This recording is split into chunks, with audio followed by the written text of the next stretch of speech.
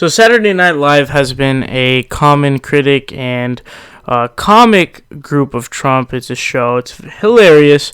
And they had another episode Saturday, March 11th, which is today. And it had Alec Baldwin playing Trump and Scarlett Johansson as well starring. And it was another episode that many people seem to enjoy. And I'm going to break it down for you guys a little bit here. So here's what Vanity Fair says. They say, when the terms Donald Trump and alien appear in the same sentence, it's not usually one that involves actual aliens. On the latest episode of Saturday Night Live, though, the president, played of course by a perma-pouting Alec Baldwin, who sat out last week's installment, which, me interjecting here, Alec Baldwin's actually a really, really funny guy. And he played, I believe it was Jim Webb in the Democratic primary. So I don't think anybody thought that he was really going to end up being this really amazing figure. But he's also just a good dude in general. So shout out to him, man. And they continue, was forced to tangle with invaders from another world, and not the kind who can be kept out of the United States by a big, beautiful wall. Which, again, a majority of Mexican immigrants come by overstaying visas, not by hopping an imaginary fence. You fucking idiots. Okay. Yes, the sketch's show most recent cold open was not exactly its most pointed Trump teardown ever, but even so, there are plenty of amusing jokes to be found in the bit, which imagines what might happen if a Trump-ruled United States were to face an extraterrestrial threat, such as Trump's totally missing the point suggestion of how to defeat the creatures from Zorblat 9. Why just bring back coal jobs? And his wounded response after he's told that the Trump Hotel has been destroyed, though no lives were lost because nobody was staying there. Roasted. Okay. Responds Baldwin as Trump. I'm sure a bunch of top-shelf, very classy people died there. The ending may be a little predictable. Arrival, this ain't, but we'll always have Baldwin Trump's version of the Pledge of Allegiance, which ends like this. One nacho, under Bob, and Bubkiss play ball. So, Alec Baldwin had made his return to play Trump in this SNL installment, and again, Alec Baldwin is actually an absolutely hilarious dude, and the way he plays Trump is very funny, and I admire and enjoy how he also speaks out about Trump and has been a very, very outspoken critic of Trump, because we honestly need as many people as we can doing this, and Saturday Night Live is a great way to laugh and to enjoy what they're doing. And I remember, I forget what his name was. I think it's Larry David. Is that his name?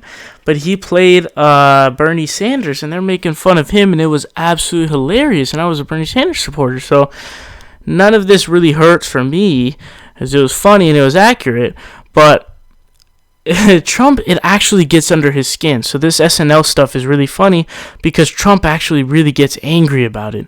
So it's utterly hilarious. But okay, so there was another part of it as well, apparently, and it is Scarlett Johansson. It was really promoted that Scarlett Johansson was going to come on. I think there was a stat that Scarlett Johansson was the most, she made the most money as a female actor. Like, she was the highest paid female actor. But this Raw story says Scarlett Johansson's talking dog turns out to be a Trump-spouting monster on Saturday Night Live.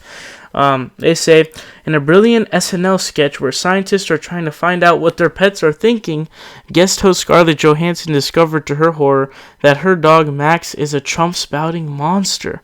Johansson, as Helen heading up the $17 million project, explains that her device will scan the household pet's mind to translate his thoughts into words. Using her own dog, Max the Pug, then tells the assembled researchers and investors, I like Park and Leash, and I like Trump. He's my man. Alright, that's pretty scary. But it's a pretty funny way to... It's kind of like a caricature of America right now and all the people who are like that, who are kind of, Trump supporters in a way and things like that. But a little quick note, it's interesting to see the movement going on currently by the alt-righters and these crazy fucking people, and we really need to kill them in these 2018 elections to get that to die down. But They continue expressing concern there is a translation error. Max corrects Helen's explaining. There's no glitch. Donald Trump is our president. He carried the Electoral College fair and square. I know Trump has issues, but one big change is better than business as usual. The Dow is up 2,700 points and he was elected. What's not to like? Your dog is a monster, a horrified researcher exclaims as one of the investors in the project interjects. Alright, stand back. I'm going to shoot him with the gun I carry.